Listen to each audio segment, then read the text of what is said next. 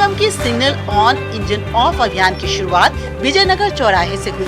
इंदौर सांसद और नगर निगम कमिश्नर ने लोगों को गुलाब का फूल देकर सिग्नल पर गाड़ी का इंजन बंद करने की अपील की। इसके साथ ही लोगों से सीट बेल्ट पहनने और हेलमेट लगाने की भी अपील की गई।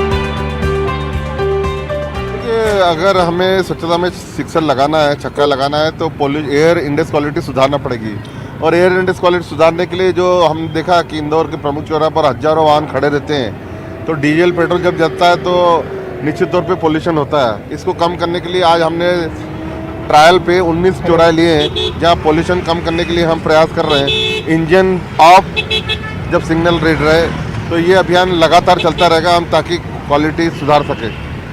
तो ये 19 चौराहे हैं जो इंदौर के, उनमें एक साथ इस अभियान की शुरुआत की गई है। जो लोग अपना इंजन ऑफ कर रहे हैं उनको गुलाब का फूल देकर उनको सम्मानित भी किया जा रहा है। मकसद सिर्फ यही है, स्वच्छ इंदौर के साथ स्वस्थ इंदौर।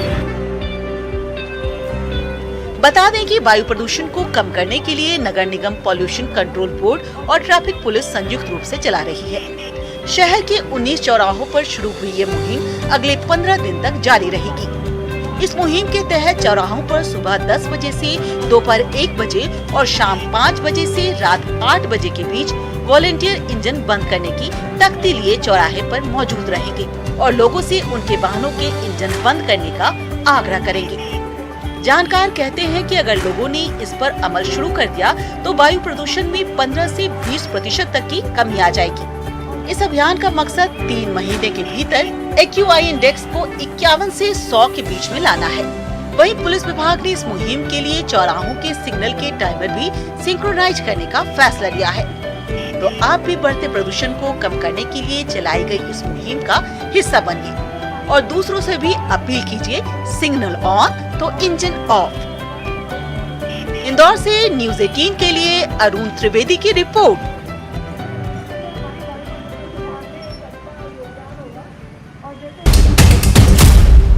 पीएम आवास योजना की बदौलत ही लाडी घर में आई। जी हां, सुनने में अजीब जरूर लगता है लेकिन 100% सच है। खरगोन के रहीमपुरा से खबर यह है कि इस योजना के चलते आज 600 परिवारों में खुशियों का बसेरा हुआ है। रिपोर्ट देखिए। मोदी जी तम आई गया हरे की दुनिया में छाई गया हरे। मोदी जी तम आई गया हरे की दुनिया में छाई गया हरे। गरीब न करे तुमने आवास दिया, गरीब न कर तुमने आवास दिया। उन पछत डलाड़ी दिया, उन पछत डलाड़ी। निमारी भाषा का ये गीत धन्यवाद गीत है और इसे गाने वाले शुक्रगुजार हैं। हरे मोदी जी तम आई गया हरे की दुनिया में। शुक्रगुजार कि उनका वक्त बदल गया। शुक्रगुजार कि उनकी जिंदगी में जो मायूसी छाई थी वो अब खुशियों में तब्दील हो गई है। शुक्रगुजार कि अब लोगों के घर बसने लगे हैं और ये सब हुआ है सरकार की योजना से। जी हाँ, सरकार की पीएम आवास योजना का है ये असर। 2.5 लाख रुपया दिया रे, आशा मकान बनाड़ी दिया न, उम्र हमारी बीती रही। मोदी जी तम आई गया हारे की दुनिया में छाई गया हारे। उम्र बीती जाती मोदी। प्रधानमंत्री नरेंद्र मोदी को धन्यवाद कहती ये महिलाएं हैं खरगोन के रहीमपुरा की निवासी, जो बताती हैं कि पीएम आवास योजना के बाद से उनकी जिंदगी ही बदल गई। पहले कच्चे मकानों के कारण रहने में तो परेशानी होती ही थी, लेकिन इनके बच्चों की शादी तक तय नहीं हो पा रही थी। लेकिन अब तस्वीर बिल्कुल बदल चुकी है। आवास योजना के बाद इन लोगों के घरों में भी शहनाई बज रही है। बहुत अच्छा बदलाव आया ना। आप जैसे सर्विस वाले रहते थे उनसे भी हम अच्छे रहने लग गए। पहले सर्विस वाले सिर्फ पक्के मकान में रहते थे, आज गरीब इंसान पक्के मकान में रह रहे हैं। और आज पहले हम गरीब लोग लिपते थे, आज लिपना हमारा बंद हो गया, टाइल्स लग गई, 2.5 लाख योजना मिल गई हमको बिना रिश्वत से। आज हमारे खाते में पैसे आए, थोड़ा पैसा डाल के डबल मंजिल कम से कम 600 मकान बन गए। पहले क्या दिक्कत आती थी? पहले ये दिक्कत आती थी कि वो चद्दर भी गलते थे और कौलुक से पानी गिरता था, कच्चे थे पूरे। और जब हमारे मकान को देखने आते थे तो हमें बहू भी कोई नहीं देना पसंद करता था और हमारी बेटी लेना भी नहीं पसंद करता था। यहाँ के लोग बताते हैं कि अब उनका पूरा जीवन ही बदल चुका है। अब उनके बच्चे भी अब अच्छे स्कूल में जाने लगे हैं। घर में पढ़ाई का माहौल भी बना है। बता दें कि शहर में करीब 6000 पीएम आवास के प्रोजेक्ट स्वीकृत हैं, जिनमें 4000 आवास आवंटित हो गए हैं। आवास योजना मिली तो सब कुछ बदल गया। पानी जैसे पानी की भी प्रॉब्लम रहती थी, बिजली की भी, तो सब दूर हो गई समस्याएं। और बच्चे पढ़ाई भी अच्छे से करते हैं। हाँ, बच्चे भी अच्छे से पढ़ाई करते हैं। बच्चों की पढ़ाई अच्छी हो पा रही है, लोगों के रिश्ते हो रहे हैं, सभी का एक जो रहने का स्तर है वो सुधर गया। आपके चैनल के माध्यम से सारी जनता की ओर से मैं माननीय प्रधानमंत्री जी को, माननीय मुख्यमंत्री जी को धन्यवाद देती हूँ, जिन्होंने सबके घर के आवास के सपने को साकार किया। सालों से कच्चे मकान या पट्टे की जमीन पर कब्जा करके रहने वाले गरीब मजदूर वर्ग ने कभी सोचा भी नहीं था कि एक योजना उनका जीवन खुशियों से भर देगी। बिना रिश्वत सी मोदी जी 2.5 लाख रुपया दिया रे, आशा मकान बनाड़ी दिया न, उम्र हमारी बीती रही, मोदी जी तम आई गया हारे कि दुनिया में छाई गया हारे। पीएम आवास योजना से लोगों के जीवन में बदलाव आया है। ये खरगोन का रहीमपुरा क्षेत्र है, जो गरीब बस्ती, मजदूर वर्ग की बस्ती मानी जाती थी। आज यहाँ करीब 600 से अधिक पीएम आवास योजना के मकान बन गए। इन मकानों के बनते ही लोगों के जीवन में बदलाव के साथ साथ उनको सुविधा भी मिली है। पहले कभी यहाँ पर कच्चे मकान होने की वजह से लड़का या लड़की की शादी या रिश्ता तय करने में काफी परेशानियां का स्थानीय लोगों को सामना करना पड़ता था, लेकिन अब सर्व सुविधा युक्त मकान हो जाने से उनके जीवन स्तर में भी सुधार आया है। वहीं बच्चों का पढ़ाई का स्तर भी बढ़ा है। आशुतोष पुरोहित, न्यूज 18 खरगोन। कहते हैं सोच अच्छी हो और कुछ कर गुजरने की तमन्ना हो तो कैसी भी परिस्थितियां हो या कैसा भी माहौल हो, राह खुद ब खुद तैयार हो जाती है। इसकी मिसाल है खंडवा जीआरपी थाना प्रभारी बबीता कठेरिया। कैसे, रिपोर्ट में देखिए।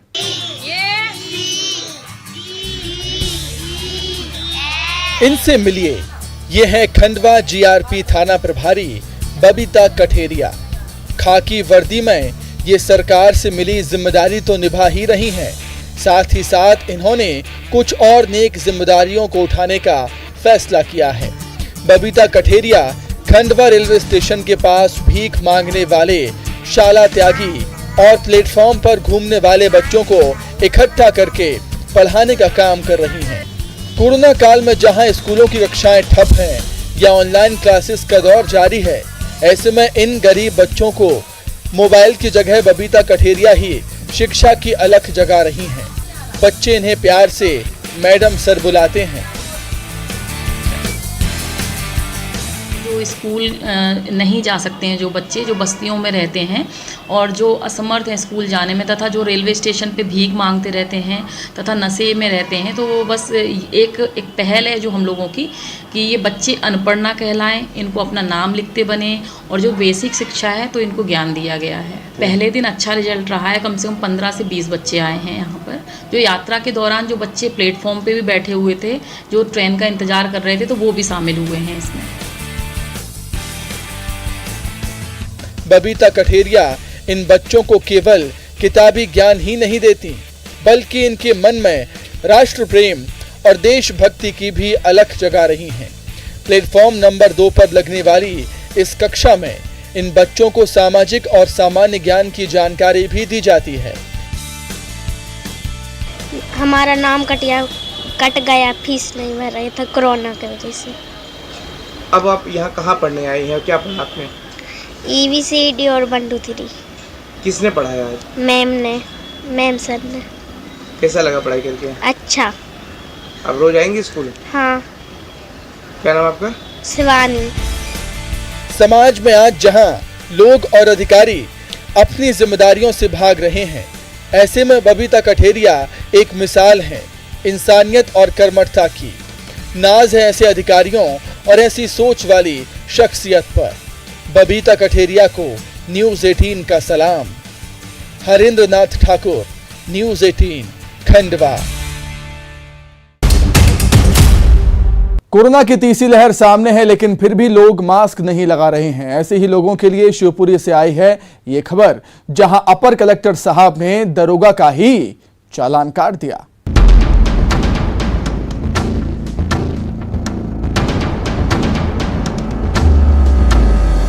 मास्क नहीं पहना, अब भरो चालान। दरोगा जी का भी कट गया चालान।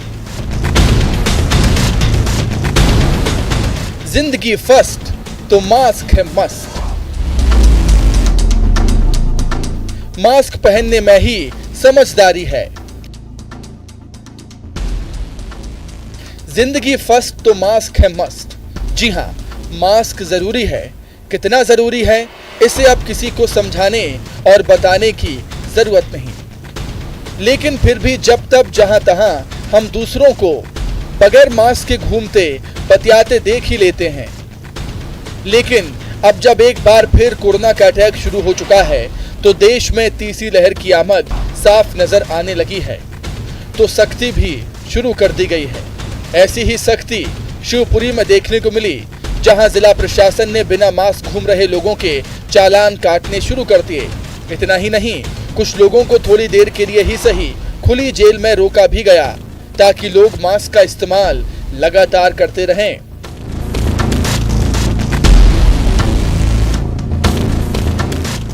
इस मुहिम में खास बात यह भी नजर आई कि इस कार्रवाई के दौरान एसडीओपी ने अपने ही दरोगा को भी नहीं बख्शा और बिना मास्क घूमते पाए जाने पर उनका भी मौके पर ही चालान काट दिया गया।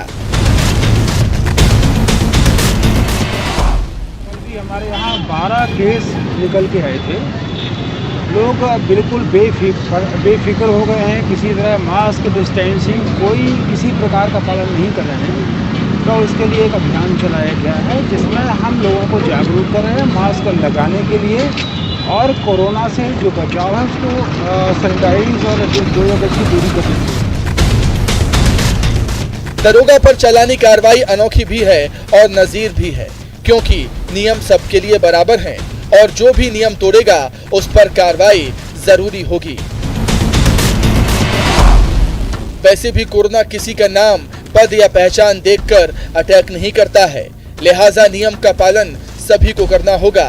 बता दें कि शिवपुरी में कोरोना का ग्राफ लगातार बढ़ता ही जा रहा है और बीते 4 दिनों में यहां मामले बढ़ते हुए 22 को पार कर गए हैं। ऐसे में जिला प्रशासन पूरे लाव लश्कर के साथ आज निकला और मास्क न पहनने वालों पर चालानी कार्रवाई की। तो अगर आप भी बगैर मास्क के घूमने का शौक पाले हैं तो कृपया समझ जाइए, संभल जाइए, क्योंकि कोरोना किसी को भी हो सकता है। अशोक अग्रवाल, न्यूज़ 18, शिवपुरी, मध्य प्रदेश।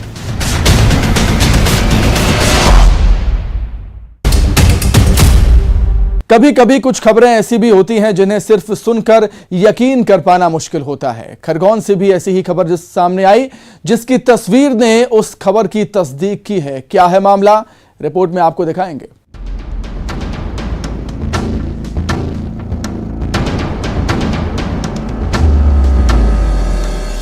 कुछ खबरें होती हैं जिनकी तस्दीक जब तक ना हो यकीन नहीं किया जा सकता।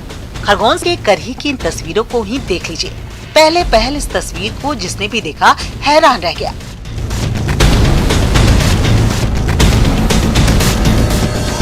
अपनी आंखों पर लोगों को यकीन नहीं हुआ।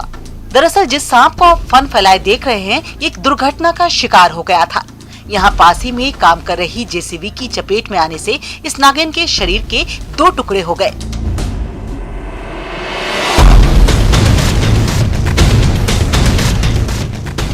लेकिन फिर भी ये नागिन इस तरह फन फैलाए बैठी रही। लोगों ने जब ये वाकया देखा तो हैरत में पड़ गए। एक से दूसरे और दूसरे से तीसरे करते करते कई लोगों तक ये खबर पहुंची तो मौके पर भीड़ जुट गई।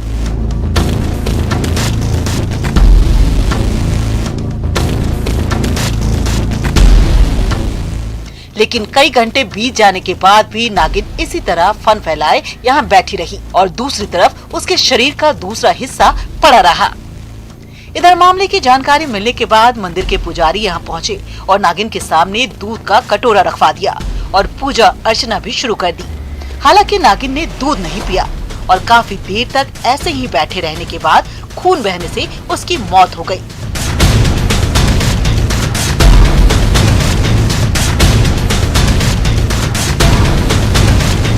हालांकि इस दौरान लोगों ने अपनी आस्था के अनुरूप यहाँ अंतिम समय में की जाने वाली धार्मिक प्रक्रियाओं को पूरा किया ताकि उसे मुक्ति मिल सके। बाद में नागिन की मृत्यु हो जाने पर लोगों ने मंदिर परिसर में ही नागिन का अंतिम संस्कार कर दिया। लेकिन पूरे घटनाक्रम के दौरान हैरान करने वाली बात ये भी रही कि किसी ने भी पशु चिकित्सक या किसी जानकार से संपर्क नहीं किया।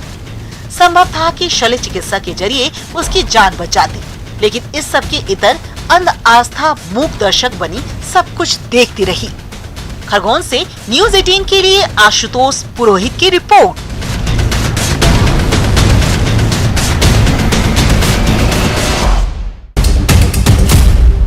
हमारे खास कार्यक्रम में फिलहाल इतना ही। खबरें लगातार जारी हैं। नमस्कार।